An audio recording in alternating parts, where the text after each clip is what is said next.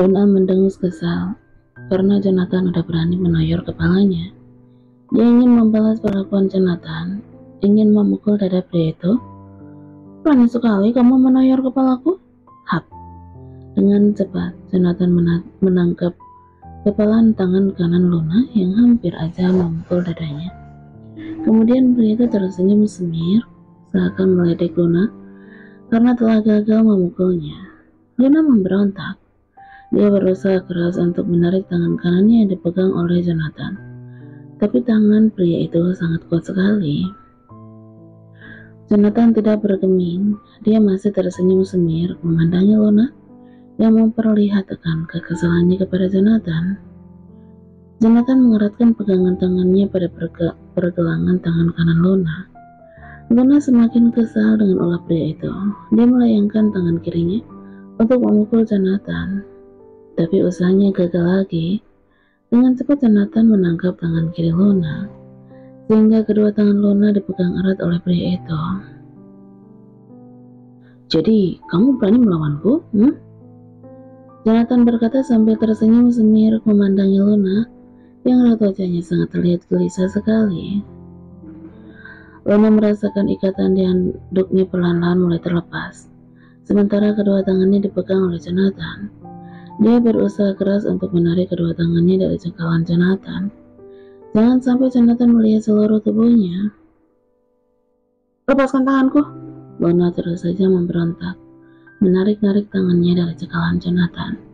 Dia sangat panik dengan kondisi handuknya sebentar lagi akan melorot. Tapi Jonathan sama sekali tidak peka terhadap kondisi handuk yang dikenakan oleh Luna. Dia malah senang melihat Luna yang sedang mencoba untuk memberontak kepadanya.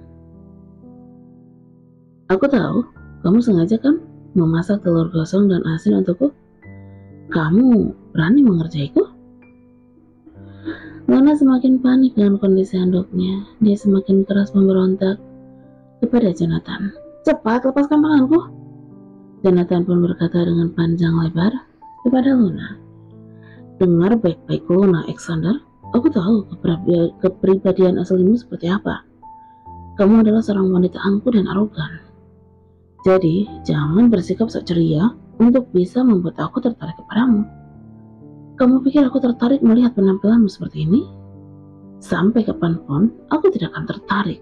Bahkan jika kamu telanjang di hadapanku pun, aku tidak akan pernah tergoda olehmu." Luna makin kesal mendengar perkataan Jonathan. "Baguslah, aku pegang kata-katamu. Aku juga tidak sudi memberikan tubuhku kepada..." Luna tidak meneruskan perkataannya, karena handuk yang ia kenakan kini telah benar-benar melorot ke bawah. Sementara kedua tangannya masih dipegang kuat oleh Jonathan, sehingga semua lekuk tubuhnya dari ujung kaki ke ujung kepala terlihat begitu jelas dan nyata. Mata Jonathan membulat, dia nampak mematung, tidak berkedip sedikit pun. Hidungnya kembang kempis, wajahnya memerah, dan dadanya naik turun. Selama menjadi suami Luna, untuk pertama kalinya Jonathan melihat indahnya tubuh Luna tanpa tertutupi selai benang apapun. Semuanya terlihat begitu jelas dan nyata. Mengapa tubuh Luna harus seindah itu? Kini terdengar suara tangisan Luna di dalam kamar.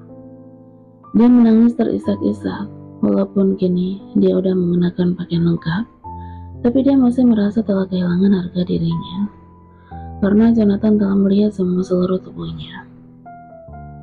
Luna masih duduk di atas ranjang, menyandarkan punggungnya ke headboard. Sambil memeluk guling, dia belum memiliki keberanian untuk keluar dari kamar. Sementara Jonathan, dia masih melongo. Semua lekuk tubuh Luna masih terbayang-bayang di pelupuk matanya. Dia merasakan seakan aliran darahnya berdesir begitu hebat, membuat tubuhnya kepanasan. Dia pria normal, jadi wajar aja jika dia merasa berhasrat ketika melihat tubuh Luna yang bak gitar Spanyol itu terlihat jelas semuanya. Tapi Jonathan harus bisa menahan hasratnya sebisa mungkin. Dia bukanlah seorang pria yang suka menelan ludahnya sendiri. Dia tidak mungkin sedih menyentuh tubuh seorang wanita yang sangat dia benci. Saat ini Jonathan sedang duduk di kursi sofa. Dia sama sekali tidak fokus dengan acara televisi yang sedang dia tonton. Bahkan, dia merasa matanya telah bermasalah karena bayangan Luna yang sedang dalam keadaan telanjang seakan-akan sedang menari-nari di layar televisi itu. Jonathan mengacak-ngacak rambutnya. Aku bisa gila kalau begini. Jonathan sangat kesal ketika mendengar suara tangisan Luna di dalam kamarnya. Mengapa dia harus menangis seperti itu? Apa karena dia tidak rela jika aku melihatnya? Lalu bagaimana dengan Arga? Apa cuma Arga yang boleh melihatnya? Padahal statusnya masih menjadi suaminya Luna, Jonathan merasa bahwa dia yang lebih berhak atas tubuh Luna daripada Arga. Walaupun dia tidak tahu sejauh mana yang telah dilakukan oleh Luna dan Arga, karena foto yang diberikan oleh Matteo kepadanya adalah foto Arga dan Luna sedang berpelukan di sebuah taman. Hanya saja Jonathan tahu pria seperti apa Arga. Arga bukanlah pria baik-baik. Dia pasti udah merusak Luna selama mereka berkencan. Padahal Jonathan tidak pernah sekalipun menyentuh Luna. Berpegangan tangan pun tidak pernah mereka lakukan. Jonathan berjalan mondar-mandir di depan kamar Luna. Dia semakin kesal mendengar tangisan wanita itu. Padahal saat ini dia sangat merasakan lapar. Jonathan segera masuk ke dalam kamar Luna. Dia membanting pintu kamar tersebut dengan keras, membuat Luna kaget dan berhenti menangis. Apa kamu sudah puas menangisnya? Sudah aku katakan jangan pura-pura sok polos, Luna. Pasti kamu sering melakukannya dengan calon suami kamu itu kan? Jonathan berkata sambil berkaca pinggang. Luna sangat tersinggung dengan apa yang dituduhkan oleh Jonathan padanya. Ia pun melemparkan guling yang sedari tadi dipeluk kepada pria itu. Kamu pikir aku wanita apaan, ah? Jonathan menepis guling yang dilemparkan oleh Luna kepadanya. Dia semakin kesal dengan ulah Luna yang sama sekali tidak terlihat takut kepadanya. Ia segera berjalan mendekati Luna yang sedang duduk di atas ranjang. Kamu mau apa? Jangan mendekat, teriak Luna. Jonathan tidak mempedulikan teriakan Luna. Dia menarik kaki Luna yang sedang melakukan pemberontakan padanya, lalu menggendongnya seperti karung beras. Lepaskan aku, kamu mau bawa aku kemana? Luna terus berteriak sambil memukul-mukul dada Jonathan dan terus menggerak-gerakkan kakinya. Jonathan tidak bergeming dengan pemberontakan yang dilakukan oleh Luna padanya. Ia membawa Luna keluar dari kamar.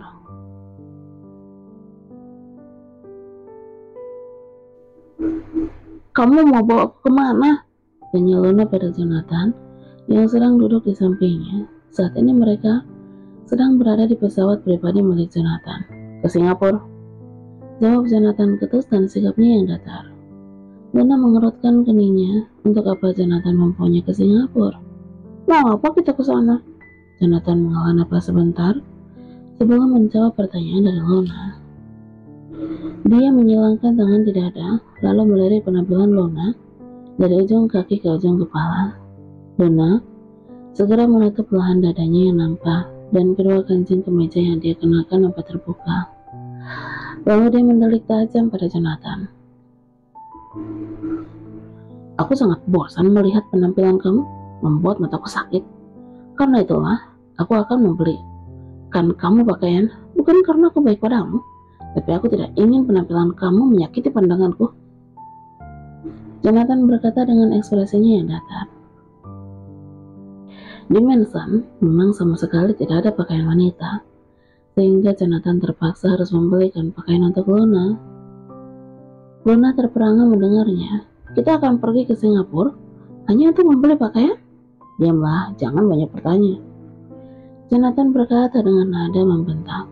Luna pun segera mingkem, menuruti perintah dari Jonathan, walaupun hatinya dipenuhi dengan tanda tanya. Apakah Jonathan sebenarnya peduli padanya? Mengapa pria itu harus membelikan pakaian untuknya? Sementara Jonathan diam-diam, dia memperhatikan Luna. Apakah hanya perasaannya saja? Mengapa sekarang Luna berubah menjadi sedikit cerewet? Atau apakah mungkin sebenarnya dia memang tidak pernah mengenal kepribadian Luna yang sesungguhnya? Jonathan menjadi panas dingin membayangkannya. Dia segera berdiri, memutuskan untuk berpindah duduk. Dia tidak bisa jika harus duduk satu kursi bersama Luna. "Kamu mau kemana?" tanya Luna kepada Jonathan yang tiba-tiba saja berdiri. "Cari tempat duduk. Aku tidak ingin duduk bersamamu, bersama wanita sepertimu," jawab Jonathan dengan nada ketus. Setelah berkata seperti itu, Jonathan pun pergi meninggalkan Luna. Luna pun mendengus kesal. Dia sangat kesal sekali dengan sikap Jonathan yang selalu saja bersikap dingin padanya. Sebenarnya kesalahan apa yang udah aku perbuat padanya? Luna sangat berharap amnesianya akan segera sembuh agar dia tahu kesalahan apa yang telah dia perbuat kepada Jonathan.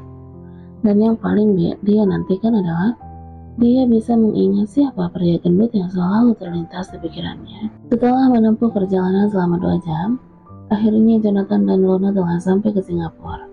Tepatnya di Marina Bay.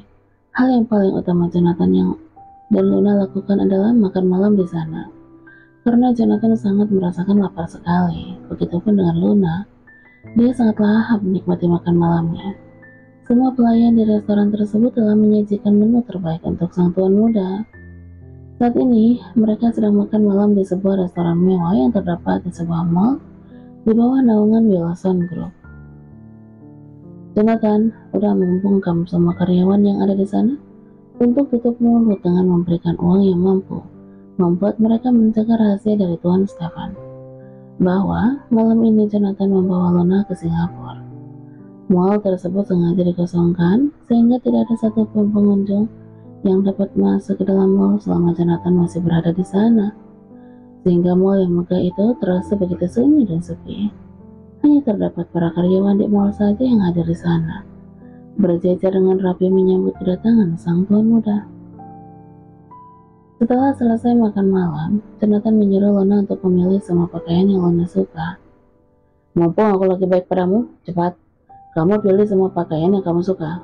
Sebenarnya aku paling membenci dengan kata menunggu.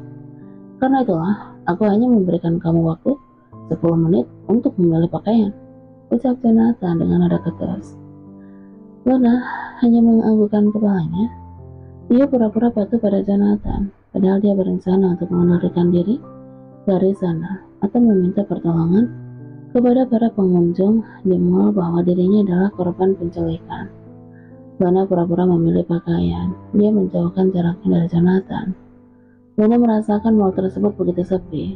Dia sudah mendapatkan firasat yang tidak enak. Pasti mall tersebut telah sengaja ditutup oleh Jonathan. Tapi Luna tidak menyia-nyiakan kesempatan ini untuk melarikan diri. Kemudian dia segera berlari dari tempat berjualan baju tersebut. Dia harus bisa melarikan diri. Namun, Luna malah menabrak dada seorang pria, membuat Luna jatuh terjengkang ke lantai. Betapa terkejutnya Luna saat mendongakkan kepalanya.